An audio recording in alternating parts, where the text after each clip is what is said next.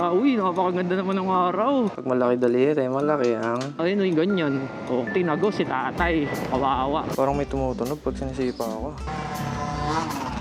Hawak mo ang beat. Pinapaya ako ng power tool ko. Luwag naman. Nasaktan ko ang isa tulad ko. Papasok. Woo! Oh, huwag ka lang ligilid. Jeep, maabutan ko tong pa-sunset. Tinagos, dalawang tricycle. Ano ba? Kiss nga. 130 na yung takbo ko, tinan yun. Di nga makita yung ano ko. Mga tuta. Yun, day muna tayo ngayon. Wala ko maglinis ng CBT at magpalit ng bola para sa mga nalalapit na digmaan. At matesting na rin mamaya. Stock nga lang palang ano na ito, setup na ito, 50cc lang, walang karga. Tapos, nakalimutan ko kung ilan na yung flyable weight na ito, 8 yata, straight 8, 1000 RPM na center. Tsaka 800 na clutch spring. Ngayon, gusto ko magpalit ng 1000 na clutch spring kung malaki yung pagkakaiba niya.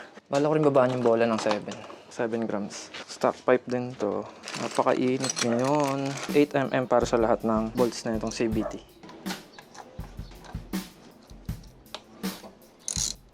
Hindi pa rin pala ako nakakapagpalit ng gear oil na ito. Nakakapaghintay naman yan. Ibabalik. One down. Up. Barel. May baterya pa. Ibabalik. So, ang bala para sa torque drive ay 16mm or 15. Tapos sa pulley, 18. Sakto. O 17. Bala na. Pareho lang yan. Ibabalik. Bango na. Sa'yo lang ang puso. Stock bell lang. Big torque drive. 658 na belt.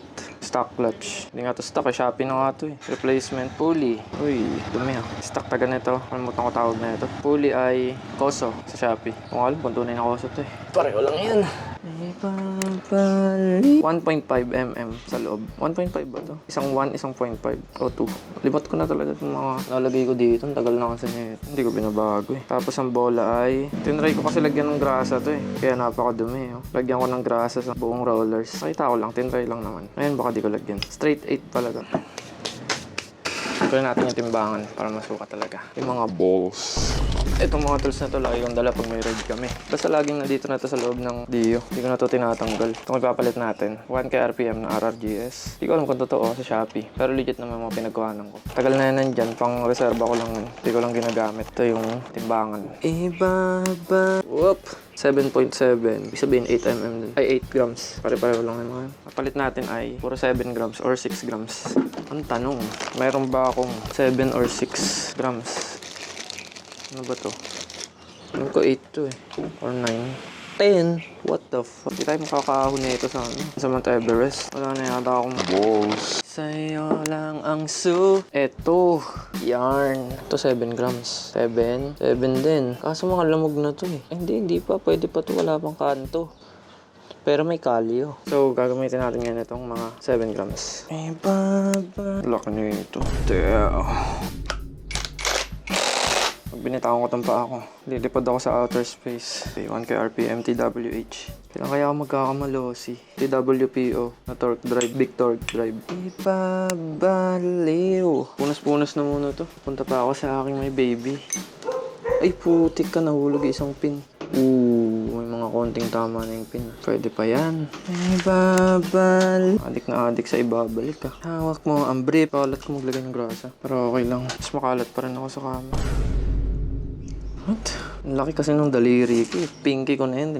Alam niyo naman sa kasabihan. Pag malaki ang daliri, malaki yan, Kalat-kalat pa rin, no? Pwede na yan. Ganyan nga yung napanood ko, eh. Pinunasan lang, eh. Sa YouTube lang ako nanonood ng mga ganito-ganito. Unang-una, libre lang. Pangalawa, wala akong pera. Hawak mo ang brief. Kayo ba? Ano bang setup ng stock nyo na 50cc? Parang may paggayahan ako. Dadamat nyo, ayaw nyo magpagaya, eh. Yun, lagyan na natin itong sleeve. Punasan natin itong mga excess. Para di siya masyadong kumalat sa pagkatao ko. Beginner lang kasi ako sa mga bagay-bagay na ginagawa ko ngayon. Pero kasi matuto ng mga bagong bagay, no? Hindi ko naman trip to dati. Mas trip ko pa dati magsugal, eh. Dito sa pagmamotor, wala akong napapanalunan. Pag susugal, meron. Dapat hinto ko na to, eh. Ngayon, nalagay natin tong contra or center spring. Ngayon, papalitan natin tong clutch springs. 800 RPM to 1000 RPM. Gamitan natin siya ng power tool. Anong power tool baka mo? Ito. Tali na plastic. Ayun, no. Tanggal. Pwede na. Mukhang yung magiging moto ko. Pwede na yan. Mamatay naman tayo lahat. Pare-pareho.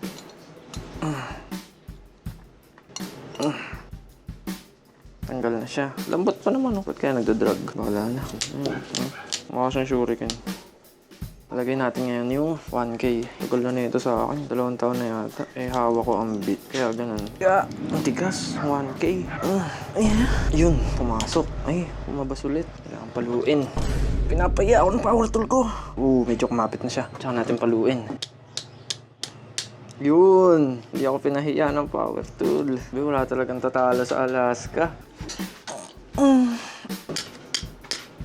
Diba? Next, ang pangatlo.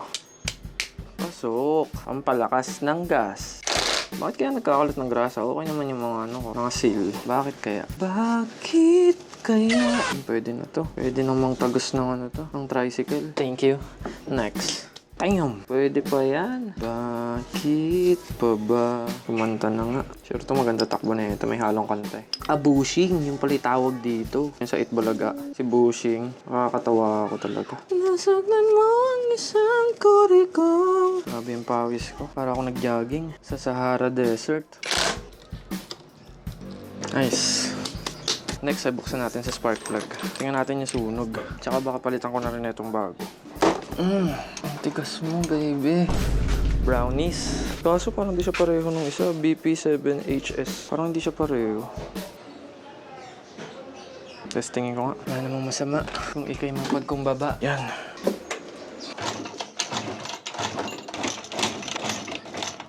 Parang may tumutunog pag sinisipa ako. Parang may kumakalansing. Huwag na nga yun. Ayun. Kabit natin yung isa.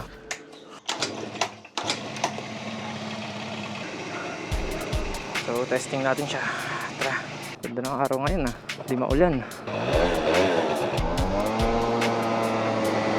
Kailangan magbibideo ng point of view na naka-chin mount. Overtake. Okay sa overtake. From 800 RPM to 1000 RPM na clutch springs. Ramdam yung hatak. Tapos binabaan pa natin ng minus 6 grams. Madalas pa. Napakaganda naman ng araw. Nakatutok sa mukha natin. Wala na rin tayong gas. Hindi, abot pa to. Oopsie! Oo, ramdam nga Noon, gamit ko 800 RPM, tsaka straight 9, straight 8. Nag-straight 10 pa ako nun. Talagang stock lang. All stock sa lahat ng panggilid. Pero lang yung pulley. Pag buminto ako dun sa palusong na yon, bitin. Hindi naman nabibitin. Umaandar pa rin, pero gumagapang na pag huminto ako dun. Ngayon hindi. May power pa rin. Natulak pa rin ako. Magaan lang din kasi ako. 60 kilograms lang ako. Binisan ko pagkain ko para maabutan ko tong pa-sunset.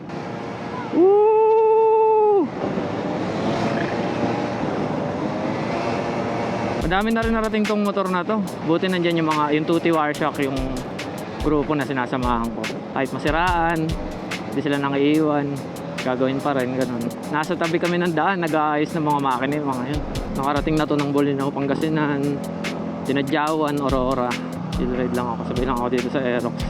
Pag ako nainis, iwanan ko to. Napakasarap mag-ride ngayong gantong panahon. May nakita pa ako naka-Evo, ayun pa, kulay puti. Ganda naman nun. Kaya nag-stock lang din ako. Hindi kasi ako, yung pala, kare-karera yung bilis eh. Madami pa akong pangarap na gustong malasap. Ito din scooter din Jog. Marami na. May dragging pa rin. Hindi sa clutch pa rin yung problema ng dragging. Hindi ko alam kung bakit. Nalinis ko naman kanina. Nagrasaan ko naman lahat. Pwede na yan. Ganyan nga yung napanood ko eh. Ba't kaya nagdadrag? Wala na. Pwede na yan. Siguro nasa driver na lang talaga yung problema.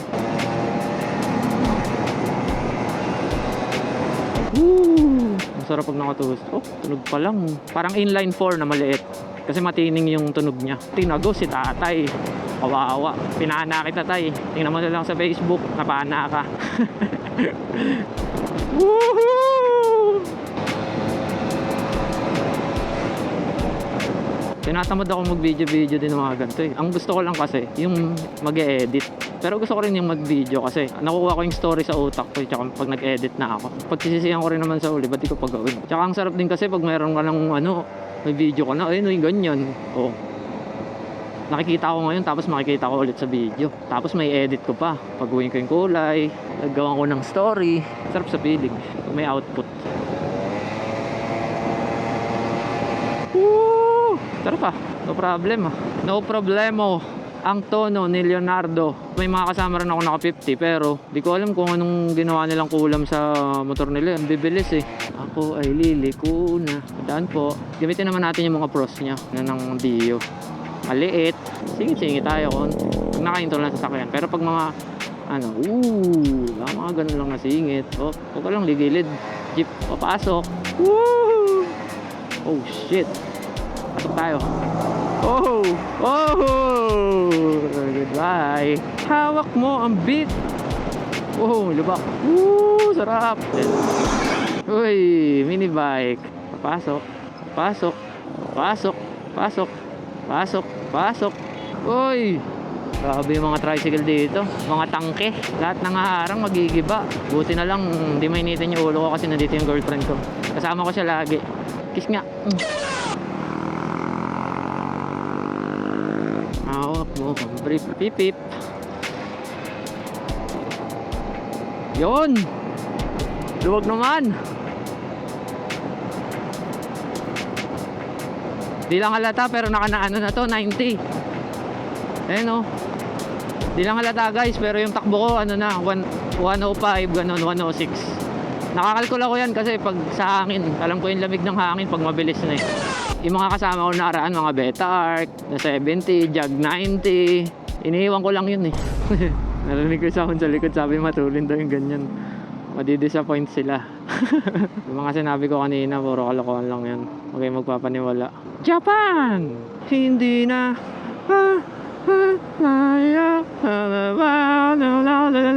gabi wala bang almusalan. The fuck? Oh, may ipit ka dyan. Malubak dito.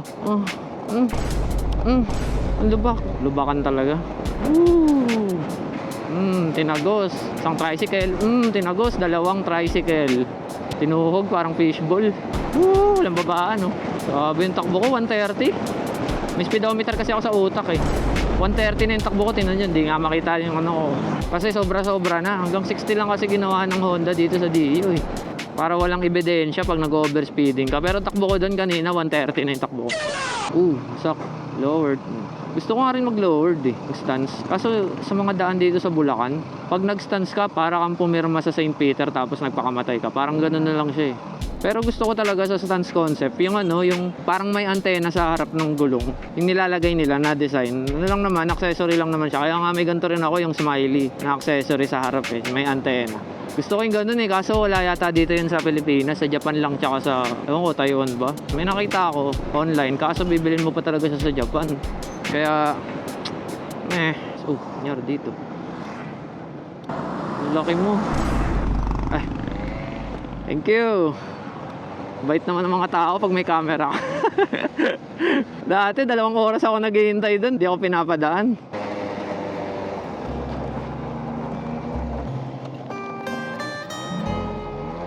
Ito na ako sa baby ko. Mga tuta. Yan yung anak namin. Mikmik at Ika, yung taba niya no. Kunin niyo na to. Si Ika. Hindi na ba pamimigayan? Ito na natapos yung video kasi nakarating na ako sa paroroonan ko. Babay ka na. Bye. Ano ba yun? Ayan.